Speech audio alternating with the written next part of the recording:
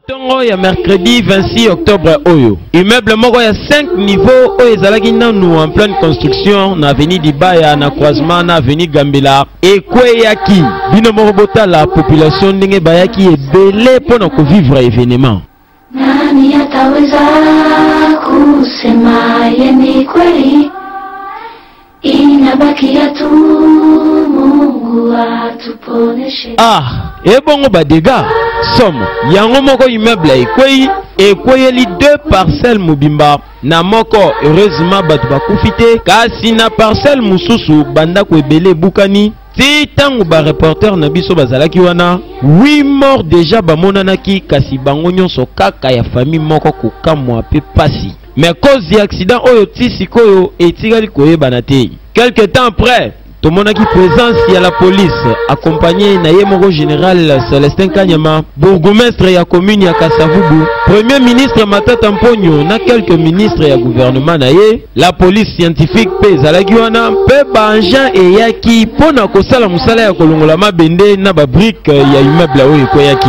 Bino moko botala ndenge ba jeune ya quartier bango moko bakoti na recherche ya bibembe bakomi kobimisa bembe moko pasi pe mawa makasi.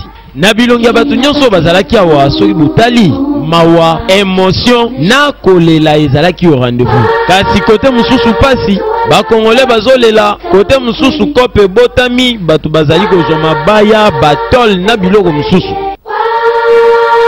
Watu wanatafuta ukweli, mapendo kwenye iko ni mbali.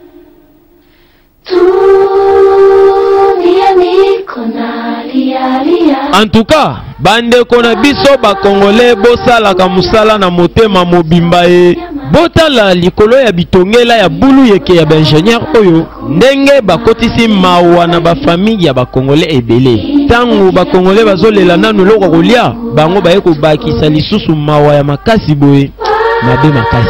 Yango wana esengeli enquête moko esalema pona dossier oyo pona koyeba ba cause logique ya accident oyo. Kasi pona biso magazine deuxième ère communication to présenter ba condoléances na biso na ba famille nyonso o ba koyeli likama. Effondrement d'un immeuble en construction sur l'avenue du Baya comprenant un rez-de-chaussée et 5 niveaux. Plusieurs morts et blessés.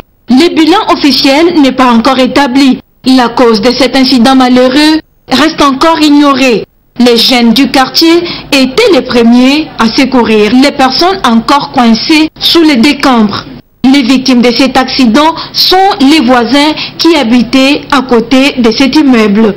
Aussitôt informé, le Premier ministre, chef du gouvernement, Augustin Matata Mponyo, s'est dépêché sur le lieu du drame afin de s'enquérir de la situation.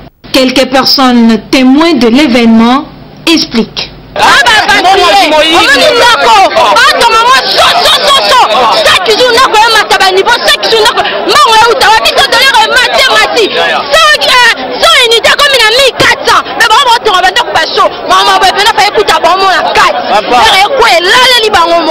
Ému, un rescapé de cet accident témoigne.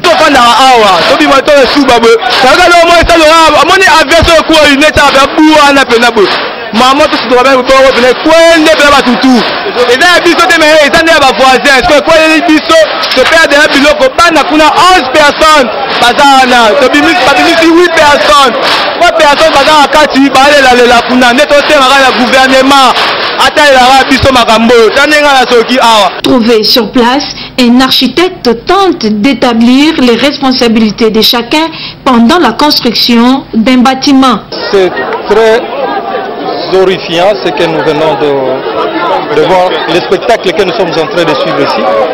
C'est vraiment très pénible de voir un client qui a investi sur un projet et aujourd'hui il doit répondre en tant que civilement responsable et aussi il va perdre des milliers d'argent qu'il a investi sur le projet tout simplement parce que les normes n'ont pas été respectées.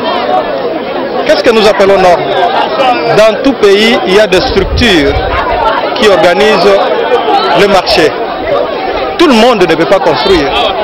Il y a des gens qui sont appelés à construire. Et dans la construction, ce n'est pas une seule personne. Il y a tout un groupe de gens qui se mettent ensemble pour réaliser un ouvrage de construction.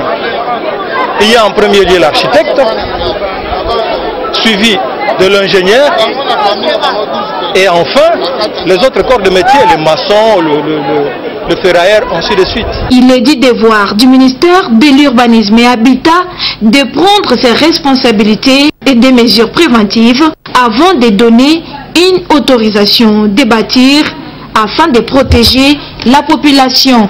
Avec cet autre effondrement, cela donne de la matière à réflexion sur l'enseignement technique en République démocratique du Congo singulièrement, mais aussi de l'enseignement supérieur en général.